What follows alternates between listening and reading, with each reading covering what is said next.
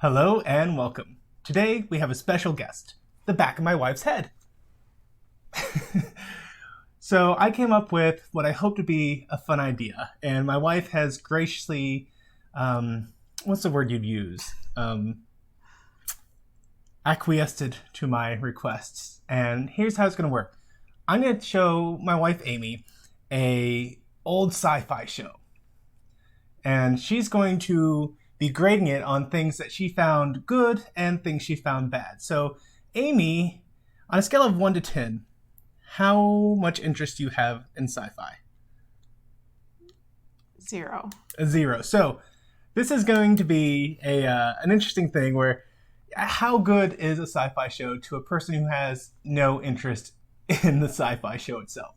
So here we go. We are going to be looking at the pilot episode for the American-Australian TV show Farscape. So let's get this started. Psst, hey, down here. Listen, it's future Matt. Look, past Matt didn't think this through. You don't want to be looking at the back of my head for the next hour, and not everyone knows Farscape. So what I'm going to do, I'm going to go ahead and mute his audio and just put up a couple of screenshots and explain what's going on. And then whenever my wife or I have something to say, I'll let him talk again. Don't let him know, okay? He's kind of sensitive. I'll be back later. Meet John Crichton. He's a scientist/astronaut who, with his buddy DK, is out to prove their theory that you can reach unrivaled acceleration by dive bombing into the gravity well of a planet. He's a little nervous, but after a pep talk from his dad, who is his boss, he settles his nerves and blasts off into space. Once in space, he launches his shuttle and begins to do his slingshot maneuver. However, at that point, DK chimes in, warning him about an electromagnetic wave, and everyone tells him to abort. Unfortunately, the electromagnetic wave causes interference. He's hit by the wave and disappears into a flash of light. Uh-oh. We get to see that he's going through a wormhole. He comes out on the other side, all right, but a little dazed. At which point, some other spaceships fly by him, and he realizes that he's nowhere near Earth. And the show cuts away to the opening credits. Psst, hey, future Matt back. Look, past Matt messed up the recording completely at this point. He was trying to talk to Amy about what she thought of the show so far, but he had the volume levels all wrong. So you can't hear anything they say. All you can hear is the show. Look, the point of it is, Amy enjoyed the stinger they did. She thought it was pretty interesting up to this point. I'm going to leave before the intro ends and they notice me. I'll be back. Coming back, the spaceships take another pass around John, but this time one of them accidentally clips one of the fins of his ship and is sent spiraling into an asteroid where it blows up. Meanwhile, John's shuttle is tractored into a larger ship. He exits his shuttle and is held at gunpoint by one of these little droids. It's a Roomba. Oh dear. They lead him to the bridge, where he meets two aliens speaking in a strange language. After a quick injection by one of the droids, he's able to understand what they're saying. They were hoping that his shuttle, a design that they've never seen before, might be of some use of getting away from their current predicament. John finds out that they are prisoners aboard a prisoner transport, and they're currently trying to disable the control collar that will allow Moya, the ship, to starburst away from there. During this sequence, we're introduced to Cardago, to Pauzan, and to Rigel. Cardago is the Klingon of the series. Pauzan is something between a Betazoid and an Orion slave girl. And Rigel will be the character who is something between DJ from Star Wars The Last Jedi and Harry Mudd from Star Trek Discovery. Not the Harry Mudd from TOS. After Dargo rips out several of the synaptic wires, the control collar comes off and they're able to starburst away to safety. So I'm really quite bored at this point. Oh yeah? Yes, Tell me about it. all the fighting is just extremely boring to me. And I just sit here and wonder, when is it going to be done? Is the whole movie just going to be continual action and movie? Is it just going to go on like this forever? It does not. But the action set piece, it's not doing it for you. I'm so bored. Okay, the technology though, what do you think about what you've seen so far? Honestly, it all just starts to blur together. What specifically? I remember him tearing up some wires. I didn't really understand that. Yeah. It's just kind of dumb Okay. to me. However, one of the enemy ships, called a Prowler, is caught in the wake of the starburst and is brought along with them for the ride. We cut away to the command carrier that was chasing after the prisoners, and we meet Commander Crace. We find out that it was his brother that was piloting the Prowler that hit John Crichton's shuttle and was destroyed. Crace demands that they find out who was piloting that death trap shuttle of John's, and we cut back to Moya and the crew. John is knocked out by Dargo, and we get a big exposition dump about Pauzan, and Cardago. John wakes up and discovers himself locked in a cell with the enemy Prowler pilot. She removes her helmet and John takes an immediate liking to her, and she throws him onto the floor and beats him up. We cut back to Commander Crace, who through the power of Zoom and Enhance has been able to identify the face of John Crichton, and he swears he'll be taking his revenge on him sooner or later. He thinks the pilot is Look. his brother? Kind of confused. So his brother was in the spaceship, what they call a Prowler, that hit Commander Crichton's spaceship and spun off into an asteroid and was destroyed. So the guy with the ponytail, Commander Crace or Captain Crace, his brother died after hitting John's ship. So he's Upset with John. Yeah. Oh. And they think he's Sebastian. Whatever that is. Which is what their race is. Oh. Kind of reading between the lines there at this point. That's another thing I don't like about sci-fi films. They make up all these strange words that I'm supposed to like remember and like figure out who's who. Right. I don't like it. The big info dump. Yeah. In the first episode. Like everyone introducing themselves as their species, race. Yes. I'm a priestess of the Third Order and blah, blah, blah, blah. Yeah. And I lived on the 97th something of... Who knows what they're talking about? Bunch of gibberish. It was supposed to show you how strong he was. Apparently he was on a level of the prison colony that everyone dies on, but he didn't die. Okay. Meanwhile, the pilot of Moya is informing the crew that while Dargo was successful in getting the control collar released, as a result, Moya has lost too much of the synaptic fluid and they need to immediately stop and repair it, or else she's going to be dead in the water effectively. They're near a planet and they want Aronson to tell them whether or not there are peacekeepers on that planet. She refuses, and they decide to go down anyway. Rigel is left to barter with the locals to try and get enough synaptic fluid so that they can make a getaway. Back aboard Moya, John Crichton and Aronson are locked up in their prisoner chambers again. Aaron is trying to force the doors open. However, John reveals that he was able to sneak a fork into the cell with them, and they yada yada their way how they're able to use the fork to escape away from the cells. John initially wants to stay and help the prisoners. However, Aaron is able to convince him to come with her instead aboard the Prowler, where hopefully he can start a life among the Sebastians that he looks like. What is that? That's cutting-edge technology. We're taking mine. I like that. What is that? They send a distress signal out to Commander Crace, and he's able to figure out where they are. The pilot informs Dargo and Pauzan that Crace's command carrier is coming into the system and they need to get out of there. They pick up Rigel and Zahn head up to Moya. Dargo stays behind to capture Aronson and Crichton and bring them back to Moya. They run into the peacekeepers led by Commander Crace. Aronson tries to check in with her commanding officer, but he quickly breezes past her to interrogate John Crichton. When Aronson pipes in to defend John Crichton, saying that he's too cowardly and stupid to possibly have intentionally damaged his brother's Prowler, Crace turns on her, declaring her to be irreparably contaminated and saying that she too is going to be arrested. However, thanks to the dumbest two guards you'll ever see throughout this entire series, John is able to effectively escape their custody, along with Dargo and Aronson. Immediately upon reaching Moya, they find that Crace's command carrier has caught up with them, and things look dire. There's no time to starburst. They can't outrun the command carrier. However, at the last second, John comes up with the brilliant idea to manually pilot Moya and use his slingshot maneuver to escape their pursuit. Despite all odds, this actually works, and they head off into the uncharted territories, where they think they'll be safe from Commander Crace and the Sebastians. However, their reprieve is short-lived, as Aronson quickly points out that Commander Crace believes that John Crichton murdered his brother, and he'll do anything, even go outside the bounds of jurisdiction, to get revenge on John Crichton. John ends the episode by pulling out his Sony Walkman and dictating a message to his father that he hopes he'll see someday. While creating the dictation message, he comes across the droid that early in the episode he had accidentally broken. He pulls out some electrical tape and manages to fix it. The episode fades to black with John talking to his dad about how he now has rattlers in his stomach. Something that the two of them had been talking about before the launch to refer to how nervous he was about what the future was going to hold. Okay, so from this episode, what are your thoughts about the series? I feel oddly sad for him. Yeah. That he is stuck out there. And for a minute, I thought it was a movie, and I thought I thought it would be good if he got into the wormhole and took them all back to Earth. Right. If you had to make a guess, what would you expect from a typical episode of this show based on this one episode? Just more fighting, trying to get... I don't know, what are they trying to accomplish? Trying to escape. Mm-hmm. So they're just going to be constantly... It's a series? It's a series. They're just going to be constantly fighting various people. Okay. What were the good elements that you saw in it? Give me more. Like, on your paper there, you made a couple check marks in the good category. What was one of the things that you said, oh, I like this part of the show? The relationships and the obvious female interest in the main character. It was a good movie. Or, no, it's not a movie. It was a good show. Would you be interested in the second episode? Probably, but I would rather watch something else.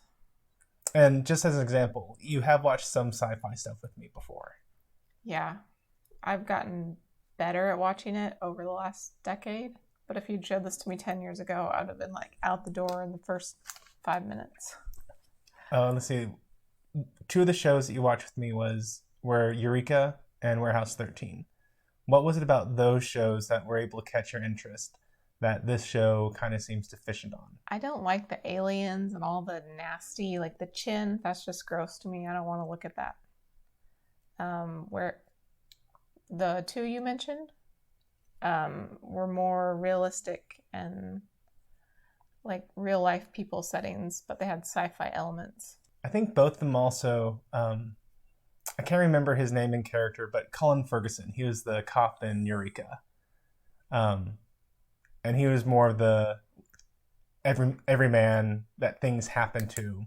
Yeah, more relatable. And in Warehouse 13, again with the main male character in it, he was kind of a everyman sort of character.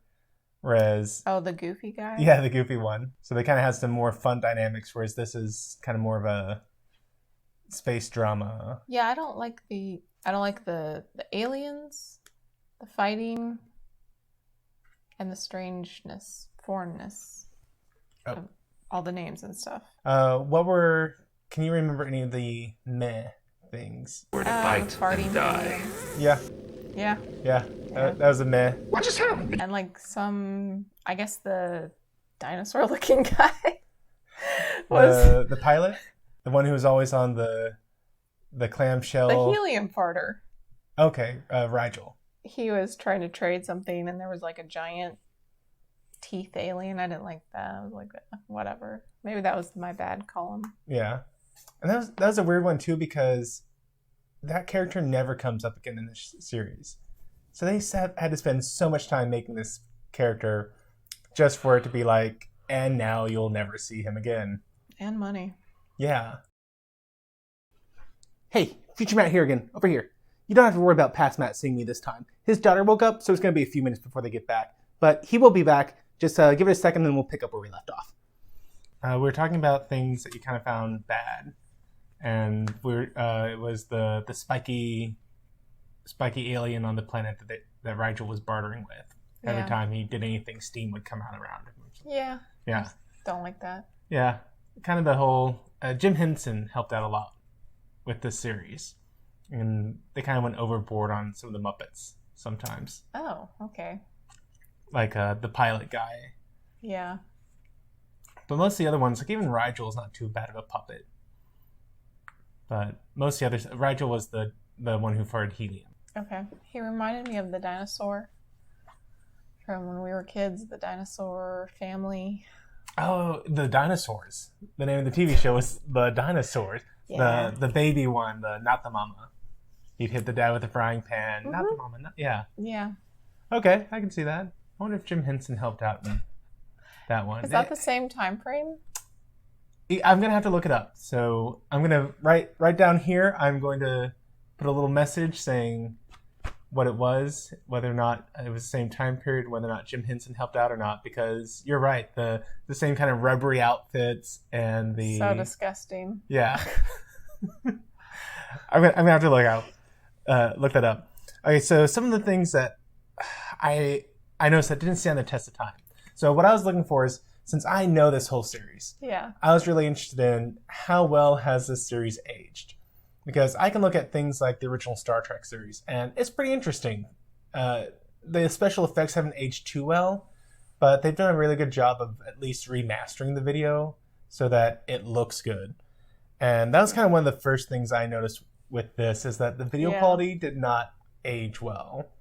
Yeah, and when his spaceship is going out of control. That looked really bad. I think the worst CGI shot I saw was when Krace's command carrier came up, and they focused it on the frag cannons, and it was such a computer video game kind of graphics of those 3 barrels that were shooting the frag bullets at Moya, the living spaceship. Oh yeah. Well, what can you do back then? Yeah. So that didn't age very well. One of the interesting things, and this is another one I gotta look up, is there was a TV show when we were young teenagers, like maybe 13, maybe younger, called Spellbinders. And it was an Australian-made show, and the video quality of Spellbinders and this first episode of Farscape are just so identical. And I was trying to figure out if it was just the way Australia shoots its film, or if it was a time period thing, or if it's just that's how all standard definition film looks at the time. It's hard to tell because all the videos we have from that time have been kind of touched up and improved. Like even Seinfeld, they've touched up and improved those for the DVD releases, I feel like. Maybe I'm wrong, but that's how I felt. Other things would be like, how did Krace know it was his brother's Prowler? Like they all looked 100% identical. And, like there's nothing on the side that said like Iceman or Goose the way they did in Top Gun. It was just, here's a Prowler. And obviously, I mean, that's because they're doing CGI and they copy pasted the Prowlers. But it was one of those things where it's like, really, you can look at a screen and go, oh yes, it's my brother's. That's it. That's his. I can tell because it's a slightly different shade of Honey, they're gray. aliens. Well, yeah, I won't spoil that. Yes. They're not? They are. They're aliens. This is the Bayesian race in a far, far distant part of You the can galaxy. spoil it for me. Okay, so spoiler alert for everyone out there. They are and aren't aliens. It turns out that a race of precursors went to Earth and grabbed some humans, genetically modified them, and brought them back to their side of the galaxy to be the lawmen of the galaxy. Because they wanted someone who was completely independent from all the politics of the time. So they grabbed humans. So they're not Earthlings, but that's why they look alike. Okay? You can't say I'm double winking over here. Gotta turn and face the camera for that. One of the other things that got me, or 2 things that really got me, is later on in the series, they make a big deal about how all the Sebaceans are removed from their parents and removed from family at birth because they want them to be 100% military. So while on the one hand it was good that, like, oh yeah, this is totally legit reason for Krace to be chasing down Crichton. It's his beloved brother. He's willing to break all the rules to follow Crichton. But then you find out later on that, well, he shouldn't have a beloved brother because Sebaceans go out of their way to have no familial attachment at all. So, oopsies, little thing there. And also Compassion? What is compassion? like, what does that mean? I was like, oh, come on. We just talked about how you had a bunch of translator microbes colonizing at the base of your brain, and it can't translate the word compassion into something you recognize. I mean, even... You look too deep into movies. I know, sometimes I do, but it's just like, come on. And one other thing was they never do that slingshot maneuver again for the rest of the series with Moya, the living ship. It's like, oh, hey, this is our ticket out of here no matter what. Yeah. You're able to outrun everyone, and we're never going to use it again, It no was matter how too many good. times. Yeah. Should have saved it for the series finale. Yeah, but it was a good shot. And on the good side of things, I thought they were doing a good job of differentiating with color. Like on the Sebacean ship, everything was metal and gray and very technological looking. Whereas on Moya, everything was like earth tones and Living. yeah. So they don't really explore the whole technology versus nature aspect, but it looked like that was something they may have been planning. And I liked how they kind of... I think you think about it more than they do. Maybe I did. It's hard to tell. I did like also that they had good character interaction, and you know, it wasn't the perfect sort of now we're going to be teammates, but they did a good job being like, yeah, we don't like each other, but we're forced into this situation together, so we're going to help each other out. It's just like getting into a school project when you get assigned a group at school. We have to escape our teacher. I mean, do this project. Yeah.